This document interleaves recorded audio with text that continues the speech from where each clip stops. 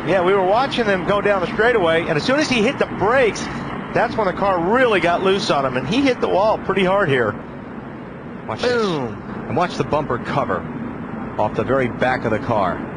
Same thing that Rusty Wallace had knocked off a little bit ago. Up front, here's Blaney under fire. Elliott Sadler, they make contact. Blaney up into the outside wall. He'll collect Chase Elliott. A couple of other cars. Casey Kane up in flames. He's got damage as the crashed race cars make their way through turn 4. Jeremy Clements also involved. That car spins to the inside of the racetrack and continues on. Casey Kane will spin to the inside of the racetrack as well off of turn number 4.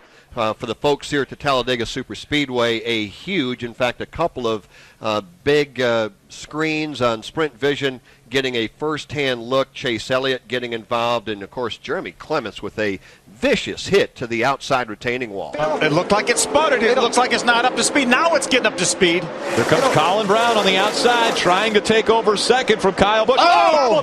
Kyle Busch in front of it, but it's the 6 of Colin Brown that got turned around and hard into the inside wall. Boy, straight into that inside wall. Let's see what happened here. You see Kyle on the inside. You can see how slow Cook is off the turn. Colin gets right up on the back of Terry Cook, hits him, and then bam! Brian Scott hits Brown in the back and sends him to the inside wall. Just straight. Look at that safer barrier. Thank goodness for that safer barrier on the inside wall on the back stretch. Oh, he just turned it. Kyle Busch into the wall will bring out our 4th caution of the night, and there was no question he got turned. Wow. Yeah, he did. There was definitely no question there. Right. See Juan going over to him and Kyle coming up. That's, you hook bumpers when both people are crossing each other. Yeah, you know I mean, one's going left and one's going right. I'm not, that's a bad deal, but I think the 18 thought he was cleared, and I don't know what the 42 was thinking at that time, but it's going for the same place on the racetrack. But that's definitely it always amazes me at Daytona. We have so many crashes in the middle of the straightaways. I know. And we really do. We have so many crashes in the middle of this super stretch over here. You see the 11 down below the line trying to get out of the way, and they just hook right there. Flagman as well. They're not going to make it. Oh, crash! And the red and black flag was out. None of them made it back, and on top of that, the big one right here in the tri-oval. Oh, in trouble for Bassett. Bassett hard into the wall, not from contact. Looks like that right front went down, Frank. Oh, my gosh, Dave, at the absolute worst spot, that right front tire went down. Full throttle, hard into the outside wall with no safer barrier. You see Ronnie moving around in there. Here's a look. Contact maybe, but doesn't even look like it to the left rear. And that car just shoots up, tire down. No, look at the sparks underneath that thing. The right front went down, went right onto the sway bar.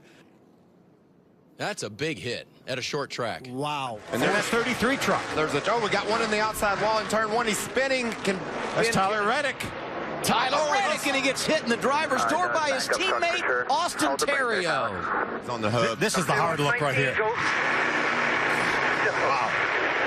Outside, leaves Ryan Truex in the middle. He has Miguel Paludo behind him, and around they go. Ryan Truex goes around. I think Ryan Truex had a tire go flat. Yeah, it started smoking there, and he was trying to get out of that pack. Another look. Ross Chastain just barely got a piece of that.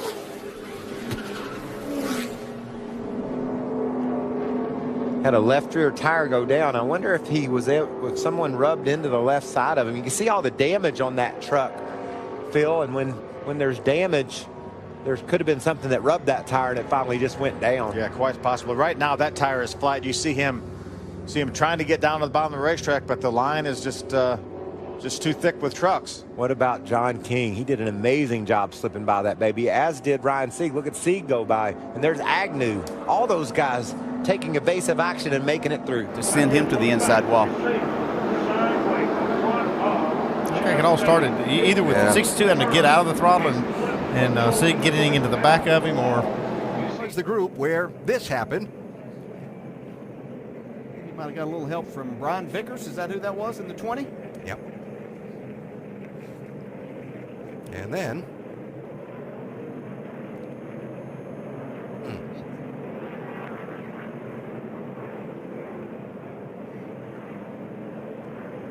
he didn't give Brian much room there, so Brian was keeping it as low as he possibly could. He came down, and that was a lot of damage to the front end there. That's what's so tough is some of these lap cars, you know, they're trying to stay out of the way the best they can, especially when leaders are too wide behind them. They got to make a decision of what lane do I want to go in front of. Through turns 3 and 4 for the final time. Off the corner, here comes Jimmy Johnson. He's dominated the race. Now he can see the finish line. That's Busch in the outside lane, not making a move. Oh, trouble behind him. Danica and others. Jimmy Johnson gets the win at Daytona. Yeah, she got turned right there. That was a dominating performance by the 48 yes, team it tonight. Was. Led Oh, yeah, guys, thank you. We see Landon Castle already sideways at that point. He comes across, gets into the 56. You see the 22 go down into 2 or 3 cars were collected in that, or got a piece of that. Landon Castle appears to have the worst. And I think when we see the 56 of Martin Truex, he got slammed in the left side door. This is a or great right side door. This is great. I was watching this while it was happening over here on another monitor. Actually, I was watching out the front of the 39, but that wreck looked like it happened forever. It was frozen. Now you're going to see this car start to roll, but I'm not so sure he didn't see Hermie coming and thought, oh, gee. Oh.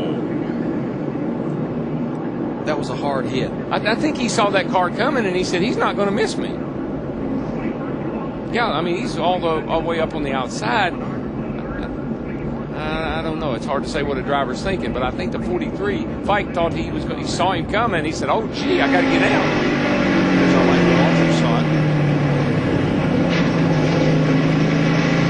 Sixth place, Jimmy Hensley, number 16, and it sent her hard in the wall. He did. I don't know if he locked the brakes or what happened, but boy, he did go hard into that wall. More trucks involved there. That's Jack Sprague, number 24, on fire there. Rob Morgan and Sprague piled in. They just got loose and then just overcorrected it. They have all tested one another back and forth. We've got trouble in the first turn. A bad accident.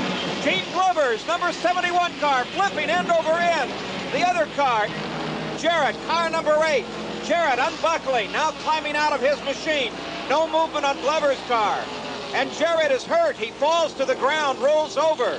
Still no movement out of Glover's car. The fire crews are on the way, though there is no fire on either machine.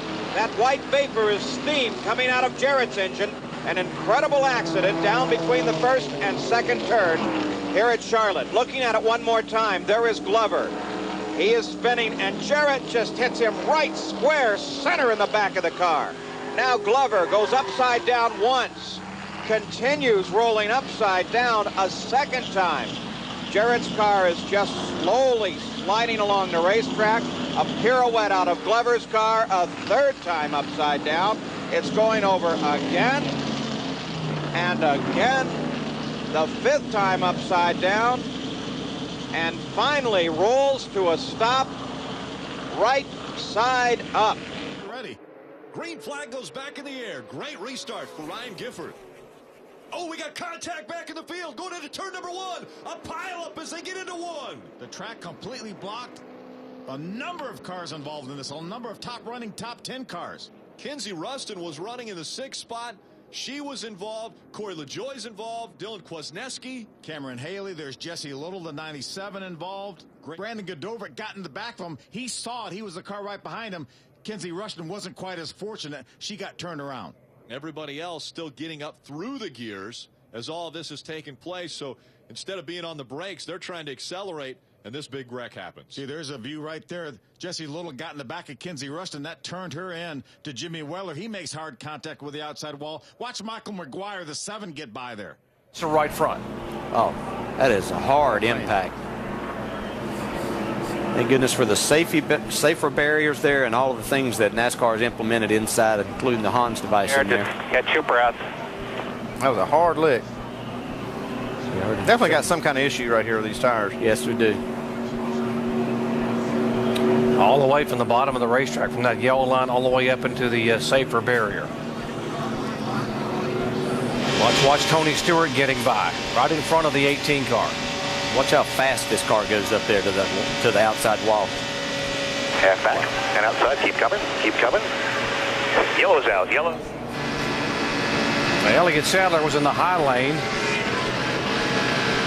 Stay low, stay low, stay low, stay low. You're all right. For the lead, can he get around Matt Crafton? And which way will Christopher Bell go? Big crash, heavy hit for Crafton. Caution is out. Suarez and Crafton both battling for the lead, and they are torn up. It's that 4 truck right side of your screen. Is he going to make a little contact? He does with Suarez. So Bell gets into the back end of his own teammate, Daniel Suarez, and that's what knocks Suarez into the 88 of Matt Crafton. Here, I got a feeling that he tried to stay off of Scott Speed, the 82, and he drove down in front of Greg Biffle. But look at that hard lick there. I love it that they finally put the safer barrier there. That used to be a dirt bank several years ago, and boy, it was worse than hitting a wall. You would know. You hit that thing a ton. Wasn't it 4th of July race? No, it was in the 500 and 83. And you know, no one did anything wrong there. Scott Speed got loose. Joey Logano tried to stay off of him. Greg Biffle in the 16 was right there. This is going to hurt. That's right along with Joey Logano. 2 wide. Just a bump. Just a kiss.